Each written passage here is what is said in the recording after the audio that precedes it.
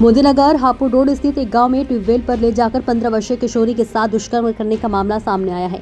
घटना फरवरी महीने की है। किशोरी परीक्षा देकर घर लौट रही थी। घर छोड़ने के बहाने आरोपी इसे ट्यूबवेल पर ले गया। विरोध करने पर किशोरी को पीट दिया। शिकायत करने पर हत्या की धमकी दी। मामले में किशोरी की मां की तरफ से थाने में शिकायत दी गई है। पुलिस जाँच में जुटी हुई है। मोदीनगर की एक कॉलोनी में महिला किराए के मकान में रहती है।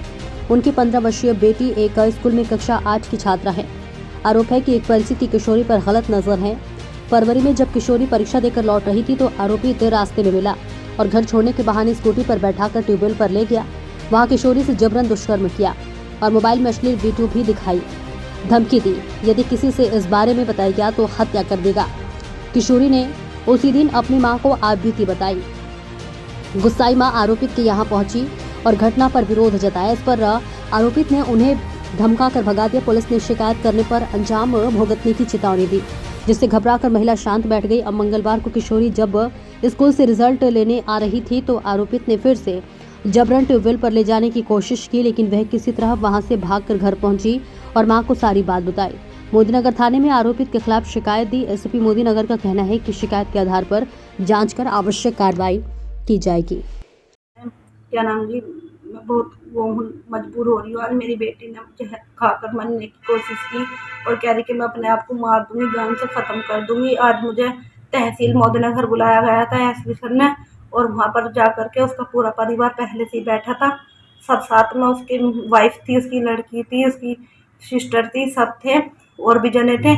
और हमारी कोई सुनवाई नहीं की। मैंने किया सर के मेरी बच्ची की सुनवाई कीजिए, उस पर कार्रवाई कीजिए, पर उस पर कोई कार्रवाई नहीं की और मुझे भेज दिया गया। मेरी सुनवाई नहीं कर रहे कोई भी। सर मेरी हेल्प कीजिए, बताइए सर। ये मेरी छोटी सी बच्ची है, 14 साल की, और 15 साल में ये लगी है। अभी इसके साथ उसने 2 बार रेप कर लिया, उसके बेटे दीपांशु ने भी और उसने भी, और वो दुबकता फिर रहा है।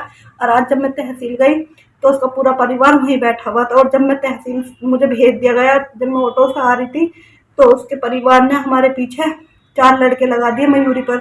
हम ऑटो में है तो वो पूछने लगे कि कहाँ जा रही हो, कहाँ जा रही हो, आपको बुला रहे हैं, बुला रहे हैं। उन्होंने बाहर आकर के हमारे पीछे लड़के लगा दिए और हमारी कोई भी, उन्होंने एसपी सर ने सुनवाई नहीं की, हमें भेज दिया वापसी। कल भी हम थाने में 1-1.5 घंटे लोग बैठे रहे, हमारी कोई सुनवाई नहीं हो रही। सर हमारी मदद कीजिए, बताइए मैं अपनी बच्ची को जहर दे दूँ क्या, या मैं जहर खा लूँ?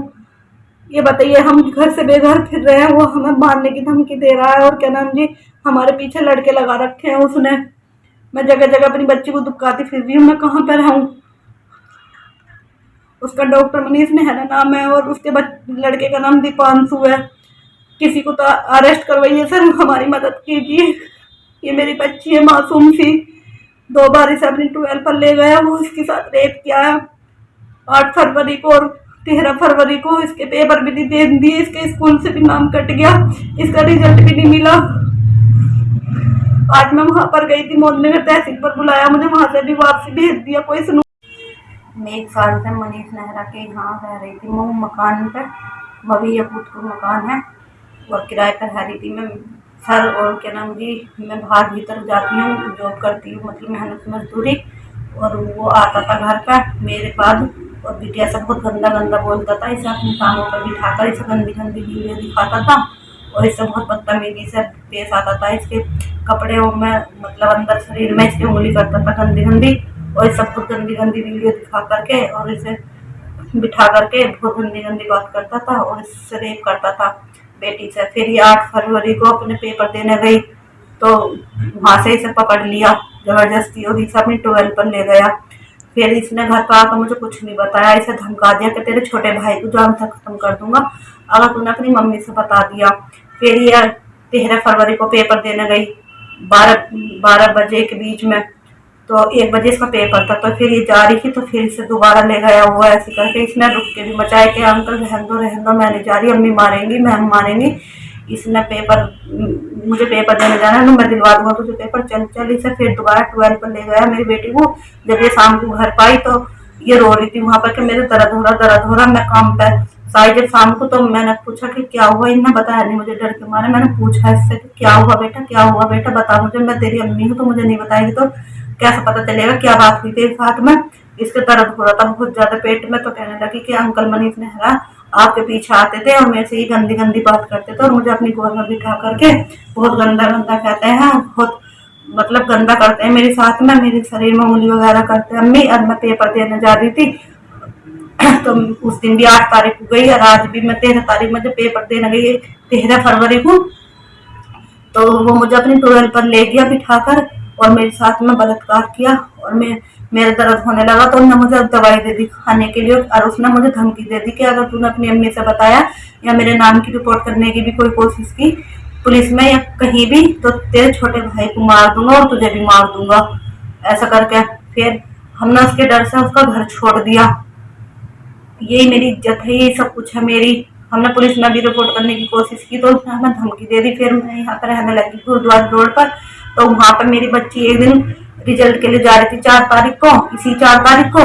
तो वो आया अपने बेटे दीपांशु के साथ और मेरी बच्ची के साथ छेड़छाड़ की, इसके हाथ में चोट चोट भी लगी हुई है। और वो कहने लगा कहाँ पे घर ले रखा है बता, नहीं हमारे साथ चल दो। तो मेरी बच्ची अपना हाथ छुड़ा करके भागी और ये आई घर पे और कहने लगी अम्मी मुझे रिजल्ट लेने नहीं जान दिया अंकल ने, और ऐसे ऐसे अपने लड़के बड़े बेटे को दीपांशु को बिठा रखा था बाइक पे, स्कूटी वाली बाइक थी, और मेरे साथ छेड़छाड़ की। मैं बहुत जल्दी से भाग के आई हूँ और हमें मारने की धमकी दी है उसने। ये कह रहा कि अगर मेरे नाम की रिपोर्ट की या कुछ भी किया तो मैं तुम्हें जान से मार दूंगा। इसको कह रहा कि तेरा छोटा भाई जो है मुन्ना उसे जान से मार दूंगा। और अब भी मैं दोपहर आ रही थी इंस्पेक्टर के पास से बुलाया गया था, हमें कोई कार्रवाई कोई सुनाई नहीं